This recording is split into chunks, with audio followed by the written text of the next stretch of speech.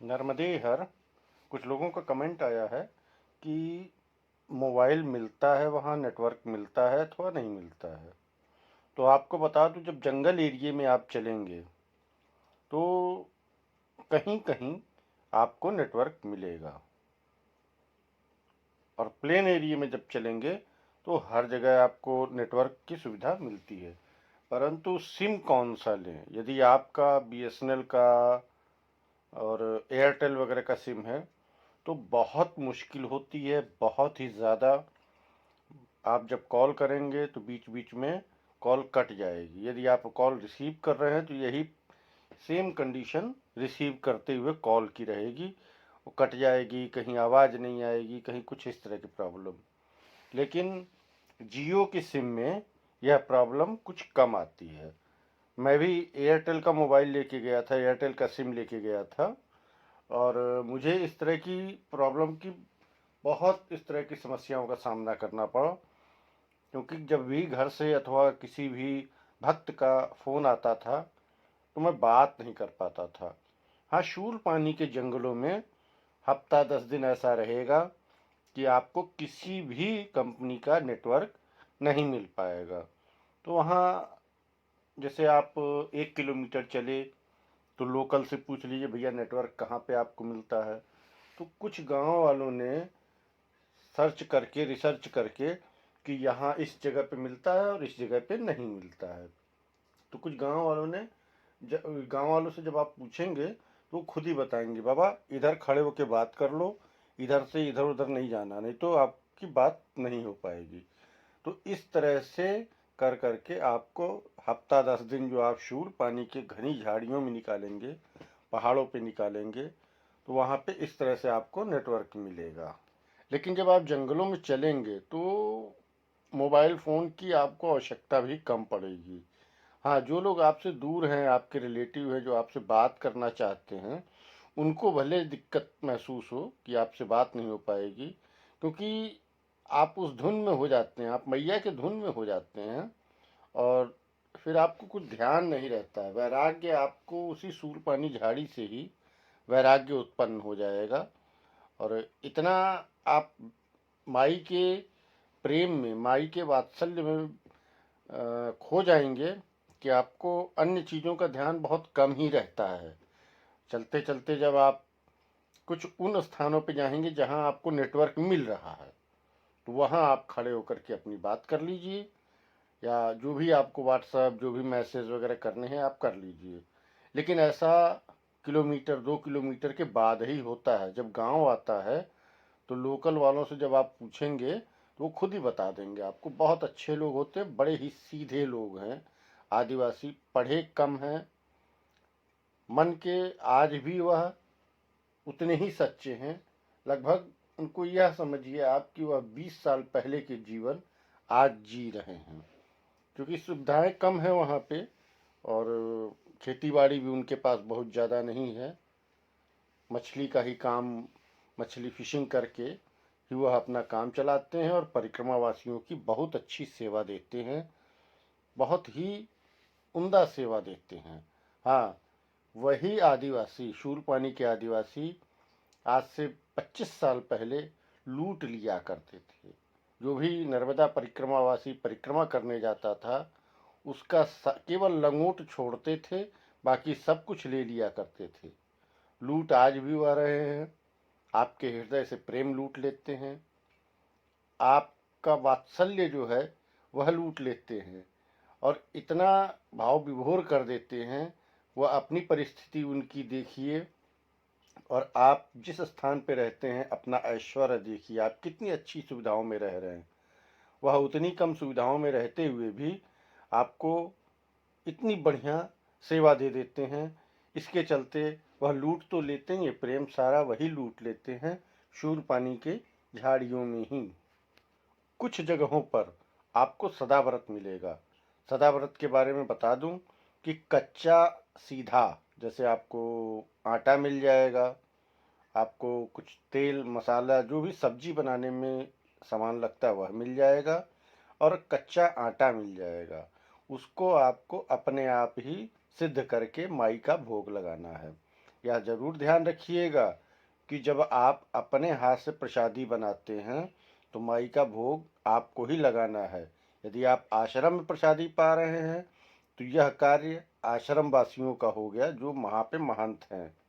लेकिन यदि आप अपने हाथ से भोजन बना रहे हैं, कहीं भी सदाव्रत आपको मिल रहा है, तो वहाँ आपको बनाने के बाद माई को भोग लगाना है, तभी वह प्रसाद आपको ग्रहण करना है। तो जहाँ भी सीधा वगैरह मिलता है, कच्चा सीधा, तो वहाँ वह थोड़ी व्यवस्था दे देते हैं। प्रयास यह करिए कि जो व्यक्ति भोजन बना लेता है लकड़ी के चूल्हे पे, आप उसको अपने ग्रुप में शामिल कर लीजिए। 5 आदमी का ग्रुप हो गया, कोई सब्जी काट लिया, कोई सब्जी बना लिया, किसी ने आटा सान लिया, कोई पानी ले आया। इस तरह से एक दूसरे के सहयोग करते हुए आप भोजन प्रसादी बना सकते हैं। ऐसा कुछ जगहों पे आपको मिलेगा।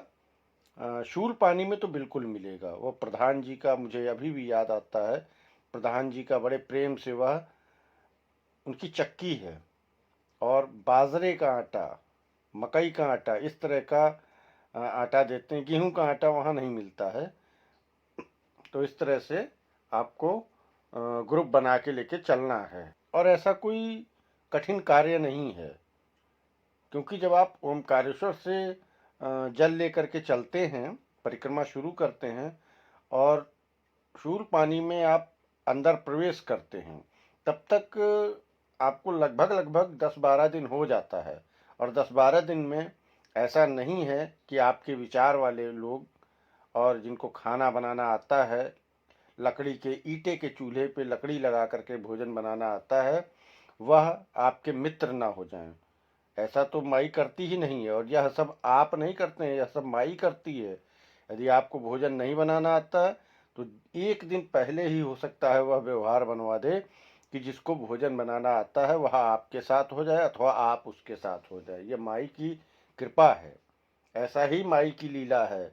हम आप नहीं समझते हैं, हम आप समझते हैं कि हम मिले, हमारी बातें अच्छी लगी इनको, लेकिन वह तो माई हमारे मन में, मस्तिष्क में बैठ करके वैसी प्रेरणा देती है कि इस व्यक्ति को इस तरह की भाषा बोलिए ताकि यह दोनों आपस में साथ होकर के चले।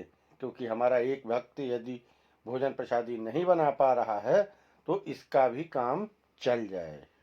हाँ, एक चीज और आपकी जानकारी में कर दूं कि जब आप शूल पानी झाड़ी में इन करते हैं, जब आप प्रवेश करते हैं, तो गूगल के भरोसे मत चलिएगा, क्योंकि गूगल का वहाँ पे कोई बस चलता नहीं है, कोई जोर नहीं चलता गूगल का।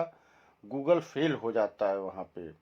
इतनी बड़ी संस्था, इतना सुविधा देने वाली संस्था, और शूल पानी की झाड़ी में गूगल फेल हो जाता है। वहाँ आपको तीर के निशान पे चलना है। तीर का निशान मतलब, ध्यान रखिए कि या तो आपको पेड़ों पर झंडी बंधी मिलेगी लाल या भगवा कलर की, अथवा नीचे जो जमीन पे पड़े, यदि पेड़ नहीं है तो जमीन पे पड़े पत्थरों पर ध्यान दीजिएगा। वह उसमें एरो बना देते हैं कि वही परिक्रमा मार्ग है। कोई कहीं कहीं ऐसी जगह आती है कि 4 किलोमीटर 5 किलोमीटर तक आपको कोई व्यक्ति नहीं मिलेगा, परंतु वह तीर के जो निशान होते हैं उसके सहारे चलते चलते आप अगले आश्रम तक पहुंच जाते हैं। यह विशेष चीज बताना आपको मैं पिछली वीडियो में भूल गया था, और मुझे याद आया कि यह जानकारी अवश्य होनी चाहिए यदि आप परिक्रमा उठा रहे हैं। तो आपको परिक्रमा करते समय कोई भी साधु संत यदि मिलता है तो प्रयास यह करें कि कुछ समय उनसे सत्संग हो, माई के बारे में, आध्यात्म के बारे में बात हो। ऐसी ऐसी चीजें आपको पता चलेंगी, ऐसे ऐसे सत्संग होंगे कि दिल दिमाग खुल जाएगा कि ऐसा भी होता है। वह ऐसी ऐसी नायाब, ऐसी ऐसी दुर्लभ चीजें बताएंगे साधु संत कि हमारा दिमाग की जो खिड़कियां वो खुल जाती हैं कि हे प्रभु, ऐसा भी होता है। और यही करने तो हम गए हैं, यही तो सत्संग प्राप्त करने गए हैं। यही चीजें जो हमको प्लेन में नहीं मिलती, जो हमको घर पे किसी भी सत्संग में आप जाइए नहीं मिलती, वैसी दुर्लभ चीजें वहां मिल जाती हैं। सिद्ध संत चलते हैं। सिद्ध संत का मतलब कि जो कई कई सिद्धियां प्राप्त कर चुके हैं, वह संत भी आपको वहां मिलेंगे। बस आपको अनुभव करना है, आपको पहचानना है, क्योंकि वह अपना परिचय नहीं देते हैं। यह एक साधु संतों में है कमी, कि कमी कहिए अथवा उनका नियम कहिए। हम तो गृहस्थ हैं, तो हम तो नियम ही कहेंगे और कमी भी कहेंगे, क्योंकि हमारी मनोकामना पूर्ण, हमारी इच्छा है हम उनसे बात करें, लेकिन वह बात भी बहुत कम करते हैं। वह आश्रम में रुकते हैं। एक संत थे, हम आपको बताते हैं। एक संत थे जो कि तमिलनाडु से कहीं से थे, कोई तमिलनाडु में तिरुनलवेली जगह पड़ती है, वहां से आए थे। और उनसे हम काफ़ी कोशिश किए कि हम उनसे बात करें। तो और करीब करीब हम 15 दिन उनके साथ रहे, 12 दिन के करीब उनके साथ चले, उनके साथ साथ, लेकिन वह बात नहीं करते थे। वह अपना जिस आश्रम में पहुँचे, वहाँ उन्होंने अपना आसन लगाया, आसन लगा के मैया की पुस्तक आरती की, और मैया का जल, जो भी पूजन हवन सामग्री रखते थे, वह पूरा एक डिब्बे में रखते थे। माई का आसन वगैरह लेके, और खुद का भी एक छोटा आसन रखे थे, वो लेके चले जाते थे। और माई के किनारे यदि 4 बजे भी पहुंच गए शाम को आश्रम में, तो भी वो 4 बजे से लेके और जब तक भोजन प्रसादी का समय ना हो जाए, तब तक वहीं बैठे रहते थे। उन्होंने पूजन कर लिया, माई के सामने बैठ कर के पता नहीं किससे बात करते थे, क्या बात करते थे, हम समझ नहीं पाते थे। चौथे पांचवें जब 4-5 दिन हो गए, तब मैंने उनसे चर्चा की, तो उन्होंने बड़ा अजीब सा सवाल का जवाब दिया हमारे। उन्होंने कहा कि कभी आप माँ के तट पे जाइए और वहाँ आप अनुभूति करेंगे कि कोई ना कोई शक्ति आपके साथ चल रही है, कोई ना कोई शक्ति है जो आपके साथ वर्तमान में इस समय भी है। कुछ तरीके बताए उन्होंने, बहुत अच्छा लगा। और जब उन तरीकों को हम प्रयोग में लाने लगे, तो आप विश्वास नहीं करेंगे कि एक अलग ही दुनिया है। जिस प्रकार हमारी यह दुनिया है, वैसे एक अलग ही दुनिया है। उन्होंने जो रास्ता बताया, परंतु 15 दिन तो वह साथ चले। 15 दिन हम बस इतनी ही बात करते थे कि आसन कैसे लगाएं, सिद्धि कैसे हो, सिद्धियां कैसे प्राप्त हो, केवल इतनी बात होती थी। और 15वें दिन मैं जब सो करके उठा, तो बगल में देखा कि उनका आसन नहीं है। वह 4 बजे सुबह ही निकल गए, और फिर उसके बाद हमको कभी नहीं मिले। मैंने बहुत प्रयास किया, उनकी एक फ़ोटो थी हमारे साथ। जैसे ही आगे वाले आश्रम में पहुंचूं, वह फ़ोटो दिखा के पूछूं मैं, महाराज ये महाराज आए थे? तो ना, ये महाराज नहीं आए थे। मैं कम से कम 20 आश्रम में पूछा मैंने कि ये महाराज आए थे, कोई भी नहीं बता रहा है कि यहाँ महाराज आए थे। और वह व्यक्ति पिछले 15 दिनों से हमारे साथ चल रहे थे। वह महात्मा, कमर बराबर जटाएं, बातचीत बिल्कुल कम, अपनी ध्यान अपनी पूजा में, अपने आसन करने में, अपनी सिद्धियां देखने में, उसी में उनका पूरा समय रुक जाता था। तो इसको जो है, हम अपना भाग्य कहें अथवा माई की कृपा कहें। इस तरह से आपको भी अनुभव हो जाएगा। एक दंडी आश्रम है, तो जब दंडी आश्रम माई के किनारे किनारे चलेंगे, तो दंडी आश्रम पड़ेगा। दंडी आश्रम जब आप जाने के लिए, काफ़ी ऊंचाई पे है, माई के तट से काफ़ी ऊंचाई पे है वो आश्रम। तो जब आप जाने लगेंगे, तो आपको सीधे हाथ पे वह शमशान दिखाई देगा, और 2 टीन शेड लगे हुए हैं वहाँ पे। देखिए, आंख बंद कर रहा हूँ तो वही चीज़ें सब तुरंत पिक्चर की तरह आंख के आगे चल रही हैं। उस टीन शेड में एक काला वस्त्रधारी परिक्रमावासी, जो कि वो भी परिक्रमा ही कर रहे थे, परंतु वह उस दिन हमको पहली बार दिखे। नर्मदे हर हुआ, जवाब दिया उन्होंने, और करीब 3 बज रहा था दोपहर का।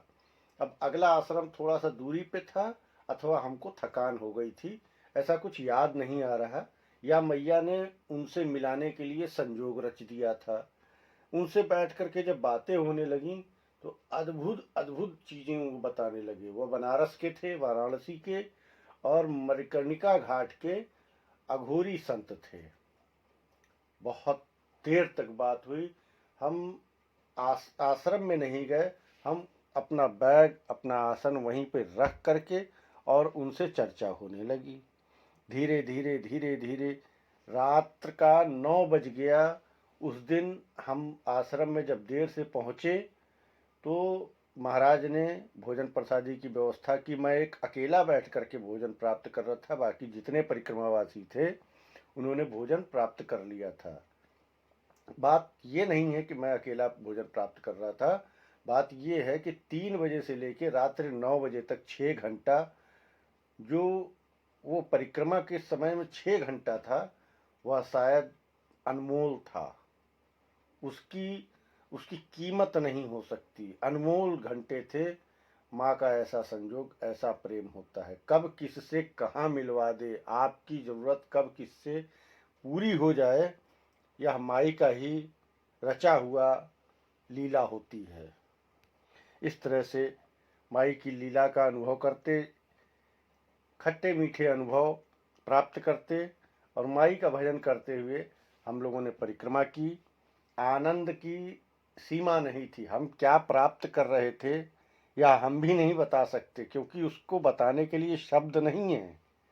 आप जब परिक्रमा पे निकलेंगे तो आपको जो हमारी जैसी स्थिति ही आपकी भी हो जाएगी। कोई पूछेगा कि क्या आनंद आया, तो शब्द नहीं है, लेकिन आनंद आया यह जरूर आप बताएंगे कि जीवन में वैसा आनंद आपको किसी भी परिक्रमा में नहीं आएगा। ऐसा मेरा अपना अनुभव कहता है। जब आप वमलेश्वर समुद्र तट से 5-6 किलोमीटर 7 किलोमीटर के करीब पहले रहेंगे तो आपको हनुमान टेकरी एक आश्रम मिलेगा। वहाँ पर आप जाइए। और हमें वहाँ पर बाबा मिले कृष्णदास जी, मथुरा के थे। और कृष्णदास जी से बरबस हमने उनसे पूछ लिया कि महाराज आप यहाँ कितने दिन से हैं। तो थोड़ा वह मुस्कुरा दिए। शायद हमसे बात नहीं करना चाहते थे, लेकिन जिज्ञासी स्वभाव, जानने का स्वभाव, हर चीज़ को मैं उनके पीछे पड़ गया। मैंने कहा ये मुस्कुराए हैं तो ज़रूर कोई ना कोई बात है। या तो ये बता दीजिए कि आप मुस्कुराए क्यों, नहीं तो आप बताइए जो हम पूछना चाहते हैं, जो हमारी जिज्ञासा है। तो बैठ गए। उनका अपना आसन था, आसन पे बैठ गए। मैं भी उनके पैरों की तरफ अपना छोटा सा आसन निकाल करके, जिसपे कि मैं स्वयं अकेला ही बैठ पाऊँ, बैठ गया। वो उन्होंने भी इसी तरह की कुछ चीज़ें बताई, सिद्धियों के बारे में। सिद्धि क्या होती है, सिद्धि मेरी जिज्ञासा रही कि सिद्धियों के बारे में मैं जानकारी लूं, और वही वो बताने लगे। हालांकि इतना ही उन सिद्धियों के बारे में, उन चीज़ों के बारे में मैं इतना ही आपको बता सकता। इसके आगे की चीज़ें जो उन्होंने बताई थी, वह मना किया था कि यह चर्चा आप किसी से ना करें, क्योंकि आपको अपना अनुभव बताना था। तो मैंने कहा बिल्कुल, यह आपकी जानकारी में अवश्य होना चाहिए। तो इस तरह के आपको लोग मिलेंगे। इस तरह के तो इसी का किनारे का यही भूख आपकी माँ मिटाती है। यह जो इंसान के अंदर जानने की क्षमता जो जितनी ज़्यादा होगी, जितना आप हर चीज़ को जानने का प्रयास करेंगे, ऐसे ऐसे लोगों को माँ आपसे मिलवाती चलेगी, आपके ज्ञान का भंडार भरती चलेगी। हाँ, किसी भी महात्मा से यदि मिलिए तो बिल्कुल साष्टांग दंडवत होके मिलिए, क्योंकि हमको उनसे कुछ प्राप्त करना है। तो प्राप्त करने के लिए हमारा विचार, हमारे भाव ऐसे हों दीनहीन जैसे। यहाँ प्रभु आपसे हमको कुछ प्राप्त करना है तो हम आपके आगे हाथ फैलाएं, इस तरह का भाव हो। आप जरूरी नहीं कि इस तरह की प्रक्रिया करें, परंतु इसी तरह का भाव हो तो जरूर कुछ न कुछ। हाँ, महात्मा जो बोलते हैं वो सांकेतिक भाषा में बोलते हैं। तो थोड़ा सा अपना दिमाग लगाइए और जो ना समझ में आए वो बार बार पूछिए।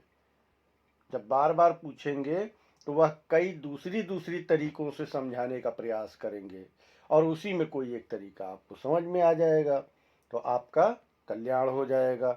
इस तरह से बहुत खट्टे मीठा अनुभव महाराज का है हमारे पास।